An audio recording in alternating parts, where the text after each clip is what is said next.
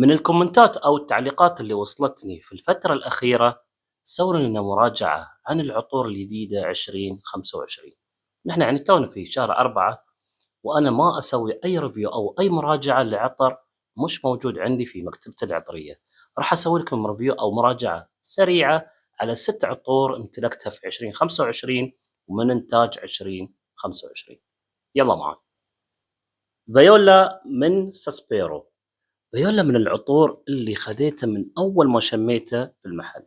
أول ما نزلت المجموعة السوداء من ساسبيرو رحت بليثورا علشان أجرب المجموعة كاملة، وهذا كان أحد العطور اللي خذيته من جمالية الريحة. يعني لا اهتميت في الثبات ولا في الفوحان، على طول على جمالية الريحة خذيته واشتريته.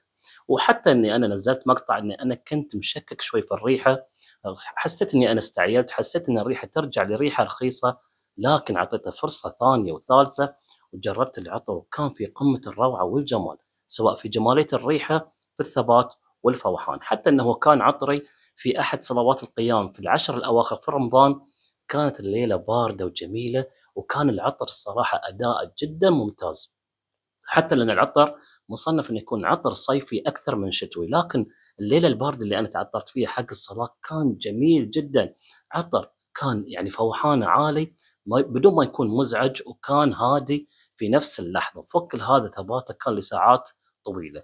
العطر مصنف انه يكون للجنسين لجميع الفصول من انتاج 2025. العطر فيه قنبله نوتات الصراحه، فيه المراميه، عرعر، فيه البرغموت، الليمون، الفلفل، فيه الأمبر جريس وكليل الجبل، جوزة الطيب، البخور، خشب الصندل، إنجيل الهند، وخشب الأرز، طحلب البلوط والعنبر. رغم الجمال اللي أنا أتكلم عنه، أنت لازم تجرب العطر قبل ما تشتري. الأذواق تختلف من شخص لشخص، فيمكن العطر ما يعجبك. جرب وإن شاء الله ينال إعجابك. وبعد من ساسبيرو البادرينو، عطر جميل جدا للعطارة ناتالي، قامت بتوقيع العطر مع أخونا الكبير صلاح الزرعوني، أوجه له التحية، ومايد يستاهل. وناتالي من النوع اللي تحب تلعب في الحمضيات في العطور، مثل عندها عطر بيرسيوس من بارفيومز دي مارلي، دخلت الحمضيات مع الأخشاب الجافة مع المسك. ونفس الشيء عندك جرينلي من بارفيومز دي مارلي، دخلت الحمضيات مع التوابل. يعني هي تحب تلعب في الحمضيات مع مكونات ثانية. وفي هالعطر في الافتتاحية دخلت شراب الأماريتو مع الرام مع البرغموت والكشمش الأسود. أول ما ترش العطر راح تحس بعطر أو بريحة سويت فوارية مع يعني حمضية خفيفة، وتدخل عليها خشب الصندل مع العنبر وباقي المكونات بثبات وفوحان ممتازين. العطر يتفاعل مع الجلد بشكل جميل جدا. وفوق كل هذا الفانيلا في القاعدة راح يخليه أول ما يبرد العطر راح يعطيك ريحة ثانية. العطر متقلب وجميل جدا، كل ما مر عليه وقت كل ما صارت ريحته أحلى وأحلى. والعطر يتفاعل مع الجلد، يعني ممكن يعطيك أنت ريحة مختلفة عن الريحة نفسها ويا شخص ثاني. جميل جدا الصراحة، مناسب للجنسين. والعطر من إنتاج 2025، عطر لكل المواسم والفصول، لكن مصنف إنه يكون عطر صيفي أكثر من شتوي، وهذا موسم الصيف راح يناسبك أكثر في هالأجواء الحارة. في الافتتاحية فيه شراب الأماريتو والرام، الكشمش الأسود، البرغموت، خشب الصندل، العنبر، الباتشولي، فيه البنزوين، وفيه الفانيلا واللبدانو. من زرجاف البي 33. على فكرة البي 33 له نسختين، نسخة ال 22 اللي يسمونها السكتش بوك، أما النسخة اللي قدامنا هي نسخة ال 25 واللي يسمونها البلانك بيج اديشن. جميل الصراحة النسختين كل واحدة أجمل من الثانية، لكن أنا شفت وحسيت ان هالنسخه اجمل في الريحه، والحلو فيها ان هي ارخص من ال 22 ولجميع الفصول. نسخه ال 22 مصنف انها تكون صيفيه، لكن هالنسخه لجميع الفصول.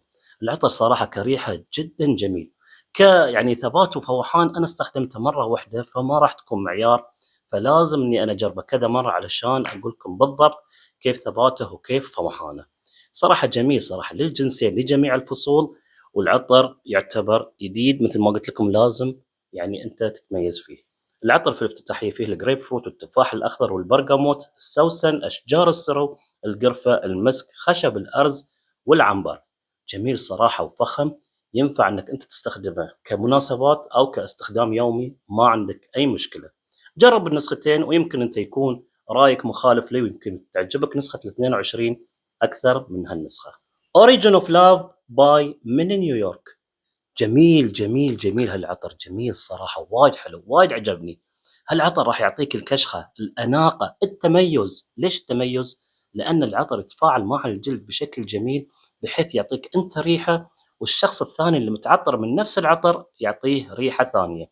بحكم المكونات اللي موجودة فيه والمكونات الجميلة اللي ممتزجة بشكل جميل واحترافي، حتى لو كانت أنت ريحتك مختلفة عن الشخص الثاني، لكن ضروري راح تكون روايحكم كلكم ريحة جميلة ومميزة.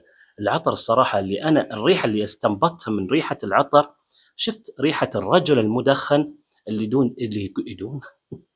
يكون دايما كشخة، دايما متعطر من أحسن العطور ولابس أحسن لبس، ويوم يجيك يدخن وتمتزج ريحة الدخان مع العطر، يعطيك ريحة جميلة، ريحة الرجل المدخن والكشخة في نفس الوقت. العطر مصنف يكون للجنسين، للأمانة هو خريفي ربيعي أكثر من صيفي وشتوي. وفوق هذا العطر القلائل من الناس اللي عندهم هالعطر، يعني راح تكون مميز وراح تكون ريحتك جميلة. العطر أداء صراحة من وسط إلى أكثر إذا كثرت من الرش. فيه الفلفل الوردي، الهيل، البرغموت، السوسن، أوراق التين والكراميل. تخيل أنت النوتات وأنا أقول لك إياها، تخيلها مع بعض، صدقني ما راح تتخيل الريحة إلا يوم تشم. في خشب الصندل، حبوب التونكا، وطحلب البلوط. ضروري تجرب هالعطر، صراحة جميل ما يتفوت. من العطور الجديدة اللي تكون أسعارها مناسبة، ماستر سيجنتشر من فخر الإمارات. للأمانة أنا حبيت السيجنتشر، أشوفها أفضل من نسخة الماسترز القديمة. ما حبيت نوتة الشوكولات في العطر، لكن حبيت توليفة المانجو مع الهيل مع اللبان وفيه الكراميل. صراحة التوليفة جميلة، أفضل من النسخة القديمة. عطر جميل مناسب للجنسين، لكن للأمانة العطر يعتبر عطر شتوي ومش صيفي أو مش لكل المواسم. لكن انت جرب في النهايه سواء هالنسخه او النسخه القديمه، وشوف اي وحده اللي تكون يعني مناسبه لك. العطر اداء وسط، ما راح يكون وايد صاخب مثل ميد نايت جلو والعطور القويه اللي عندهم، راح يكون اداء من وسط الى اكثر على حسب كميه الرش اللي انت ترشها. العطر فيه الهيل، المانجو، اللبان، فيه الكراميل، وفيه الفانيلا، وفيه الليذر وود، وفيه المسك. وعلى طار اللبان، امواج بيربس 50 من روائع امواج ومن روائع العطار كوينتن بيش. صراحه للامانه انا حبيت نسخه البيربس 50 اكثر من البيربس العادي، والناس اذواق. انت جرب النسختين وشوف اللي يناسبك، لكن ما حد يختلف ان النسختين جبارين في الثبات والفوحان. انا اتكلم عن الحين النسخه اللي قدامي، عطر ما يمزح. جربته يعني العيد اللي طاف، وكان ثباته وفوحانه جبارين. الفوحان 5 ايام اقل شيء، الفوحان 5 ايام واقل شيء الفوحان، ها. اما الثبات لا، بالاسابيع. صراحه ما يمزح، ما يمزح، وايد قوي العطر. لكن العطر رغم الجمال اللي فيه ورغم ثباته وفوحانه، الا انك انت لازم تجرب، مش سهل الارتداء. سواء انت كنت تحب اللبان ولا ما تحب اللبان، يمكن ما يعجبك طريقة العطر أو توليفة العطر من اللبان والمكونات الثانية. إذا كنت تحب هالنوعية راح تستمتع فيه آخر وناسة. جميل صراحة، من إنتاج 2025 وللجنسين، وأكيد راح يكون العطر شتوي لأن العطر ثقيل. فيه في الافتتاحية اللبان، على طول يعطيك اللبان في الافتتاحية. فيه اللبان والفلفل الحلو الأسباني، الفلفل الوردي، البرغموت، البردي. فيه نجيل الهند، خشب الصندل، الورد، والأكي قود، وجد الغزال، والمستكان، وفيه الزعفران والفانيلا.